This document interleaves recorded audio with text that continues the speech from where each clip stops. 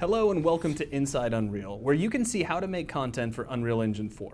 I'm Zach Parrish, and I'm joined today by Epic Games Senior Technical Artist Jordan Walker. Hi, Zach. Hey, Jordan.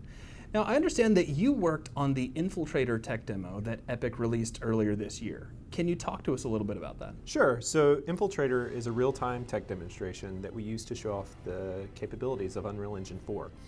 In it, we have high dynamic range reflections, GPU particles with collision, material layers, as well as many more features.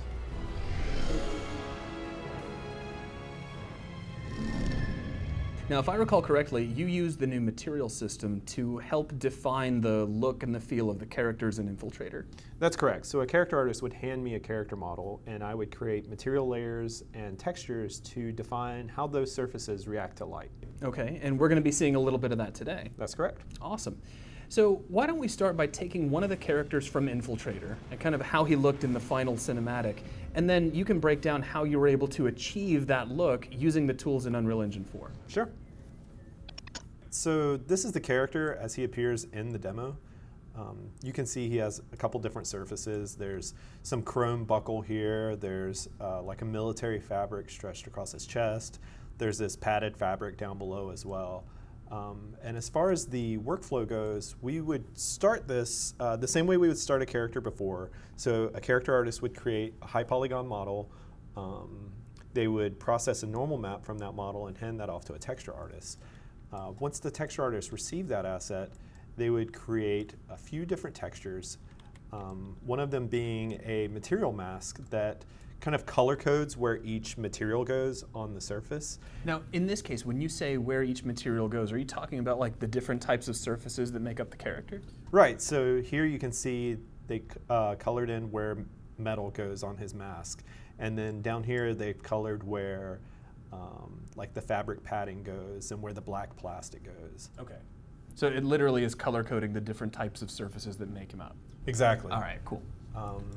Here you can see the artist creates an asset that's basically a texture that defines where grime resides on the surface, where dirt collects. You can see in the cracks of things, this texture is a lot heavier, and it's basically saying this is where the surface is dirty. Mm-hmm. This final texture that an artist creates says where the scratches and the scuff marks happen. And they would do that on the edges of objects. They do it where a surface maybe like rubs against other things. So this is an example of a variant that we made where I took just one of the layers, which was composite plastic, and said, now it's this like orangey copper metal color.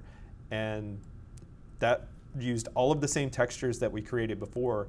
I just swapped out one material layer. Yeah, and the touch of color actually looks really amazing there. Very nice. Now, in the Infiltrator demo, you actually used a combination of the traditional approach along with the incorporation of these layered materials. Can you talk a bit about how you did that? Right, so we used a traditional approach to create the material layers. So an artist will create a tiling base color, a tiling roughness texture, and a tiling normal map the same way they would before. They make that material layer look good, and then they use the new techniques of material layers to combine all of those together. And they still use traditional techniques to create the masks, right? Like those are created using Photoshop or 3D paint programs to blend the material layers together. So how do you benefit from using this hybrid technique?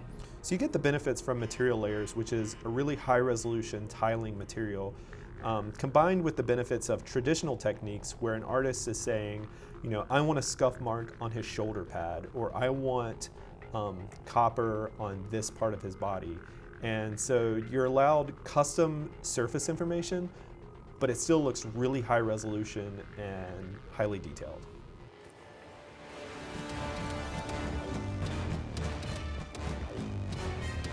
So I understand that Unreal Engine 4 uses a physically based shading model.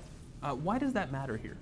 It's nice because when an artist creates a material layer, they know that it's going to react to light in a consistent manner, no matter what lighting condition it's placed in. This keeps the artist from having to tweak their surface for individual lighting conditions. So as an artist yourself, what is it that you want other artists and designers to take away from this? One of the really cool aspects is that it's very easy to make consistent art across your entire project. So you make your metals, you make your cloth, You create your materials that you know you're going to use, and wherever they're used in your project, you know that they're consistent and they're high quality. And it's also useful because, say you have this like paint that's used in your game, and you have an art director who says, could we make that slightly more blue? You can update that one asset, and since it's used across your entire game, everything updates automatically. So there's a look at creating highly detailed character assets using Unreal Engine 4 with some of our new material tools and techniques. Thank you very much for watching, and we hope to see you on the next Inside Unreal.